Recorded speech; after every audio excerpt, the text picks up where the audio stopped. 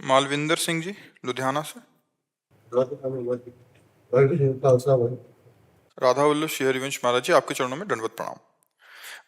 महाराज जी, निरंतर नाम जप व हर श्वास में नाम जप का प्रयास एवं अभ्यास करते हुए जब भी हम गुरुवाणी जी का पाठ, कीर्तन या कथा श्रवण करते हैं, उस समय नाम जप कैसे करना चाहिए? वही भजन का एक अंग नाम जप है। तो लीला कथा का जब हम गायन कर रहे हैं वो भी भजन है, जो गुरुवाणी का गायन कर रहे हैं वो भी भजन है, एकाग्रता पूर्वक सुन रहे हैं वो भी भजन है।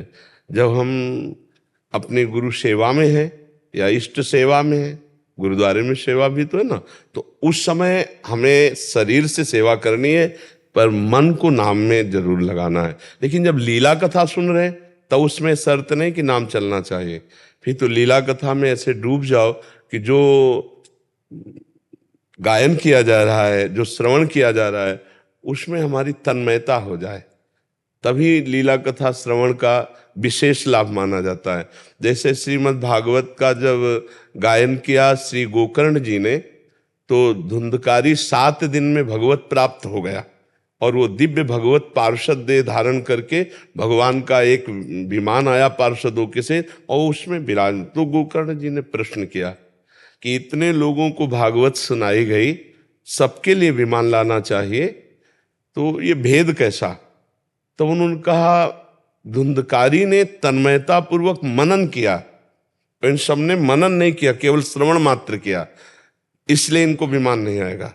अगर अगली बार फिर कथा सुनाओ और ये सब मनन करें तो सब, तो कहते हैं कि वहां इतने विमान दूसरी बार आए कि एक भी कोई श्रोता नहीं बचा, सबको भगवत प्राप्ति हुई।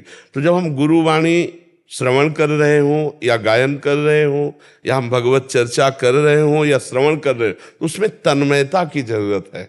हम तन्मय होकर सुने, उस समय नाम जप ना चलना वो दोष नहीं माना जाएगा, वो एक ही अंग है। भगवान की प्राप्ति के लिए समर्थ है भगवान की कथा, समर्थ है भगवान का नाम, समर्थ है भगवान की सेवा, समर्थ है भगवान के प्रति समर्पण, समर्थ है भगवान का चिंतन स्मरण। तो किसी भी अंग में हम हैं तो भगवान से ही जुड़े हुए हैं, प्रभु से ही जुड़े हुए हैं। तो हमको ये नहीं, अब जैसे हम भगवत चिंतन में डूबे, ऐसे हम भगवत लीला गायन में, ऐसे भगवत लीला श्रवण में, ऐसे ही भगवत सेवा में, तो ये सब भगवत प्राप्ति का योग्य है, ये सब भजन माना जाता है। भजन का एक अंग जप है, तो भजन का एक अंग कथा श्रवण है, तो भजन का एक अंग है भगवत लीला गायन, तो भगवान सेवा एक, ये सब संपूर्ण मिलकर तब भजन बनता है जाकर के। क्योंकि 8 पहर हम निरंतर चिंतन में केवल बैठे रहें ऐसा असंभव है, क्योंकि क्रियाशील प्रकृति है, वो क्रिया करा के रहेगी। तो हम हर क्रिया को भजन बना ले, हम हर इंद्री के विषय को भजन बना ले, हम हर वृत्ति को भजन बना ले, तभी हमारे को भगवत तत्व का अनुभव होगा। क्योंकि भगवान के सिवा जब कुछ रह न जाए, परमात्मा के सिवा कुछ रह न जाए, न सोच में, न दृष्टि में, न व्यवहार में, तभी वो भगवत प्राप्त होता है। जब तक अन्य है तब तक भगवत प्राप्ति नहीं होती। अन्य को अनन्य में ले आना है, एकमात्र भगवान का चिंतन, एकमात्र भगवान की लीला कथा, एकमात्र भगवान के लिए कर्म करना। संसार में कर्म किए बिना कोई एक क्षण भी नहीं रह सकता, तो हर कर्म को हमें भगवत स्वरूप बना देना है। समझ पा रहे? वो निरंतर भजन ही माना जाएगा। जैसे हम तन्मयता पूर्वक सेवा कर रहे हैं तो हो सकता है नाम छूट जाए, तो सेवा किन की कर रहे हैं? परमात्मा की तो कर रहे हैं। जो हम व्यवहार कर रहे हैं इसको भी हमें परमार्थ बनाना होगा। जैसे हम नौकरी कर रहे हैं या व्यापार कर रहे हैं या किसानी कर रहे हैं या जो भी कार्य कर रहे हैं, उसको हमें परमात्मा को अर्पित करना होगा, वो भजन बन जाएगा। जो कार्य हम प्रभु को अर्पित कर देते हैं वो भगवत प्राप्ति कराने वाला हो जाता है। ये तो सर्वाणि कर्माणि मयि सन्न्यस्य मत्पराः अनन्ये नैव योगेन माम ध्यायन्तु उपासते। जो अनन्य भाव से, मेरी उपासना के भाव से सारे कर्म मुझको अर्पित कर देता है, तो भगवान कह रहे हैं वो भजन हो जाता है। तेसा माम समुद्धरता मृत्यु संसार सागरात, इस मृत्यु संसार सागर से मैं उसे पार करता हूं। तो वो भजन ही है, उसमें चिंता नहीं करनी। हाँ, जब मन भागने लगे, लीला श्रवण कर रहे हो मन भाग रहा है, तो फिर नाम में लगाओ, नहीं तो कथा ही पर्याप्त है। उस समय रोमांच होने लगे, अश्रुधारा बहने लगे, जब हम गुरुजनों की वाणी पढ़ रहे हो, गुरुजनों के चरित्र पढ़ रहे हो, महान भगवान की पवित्र लीलाएं सुन, तो उसी में इतना रस है कि पूरा मन तन्मय कर दे। अगर ऐसा नहीं हो रहा तो हम जहाँ भागे तो फिर उसे घसीट करके हम नाम में लगाते जाएं और कथा सुनते जाएं। बकाया रस तो तभी आएगा जब श्रवणेंद्री में ही पूरी वृत्ति लग जाए। जिनके श्रवण समुद्र समाना और कथा तुम्हारी सुभग सरिनाना, भरे निरंतर होई न पूरे। ऐसा रस आता है कि फिर रोमांच होने लगता है, अश्रुधारा बहने लगती है भगवान की चर्चा करने में, भगवान की चर्चा सुनने में।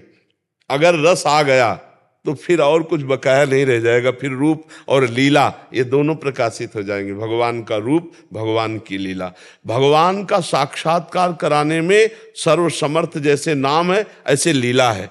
मथुरा की ब्राह्मण पत्नियों ने कोई और साधना नहीं की थी, केवल वृंदावन से पुष्प मालिनी लेकर जाती और बताती लाला ऐसी पोशाक धारण किया था।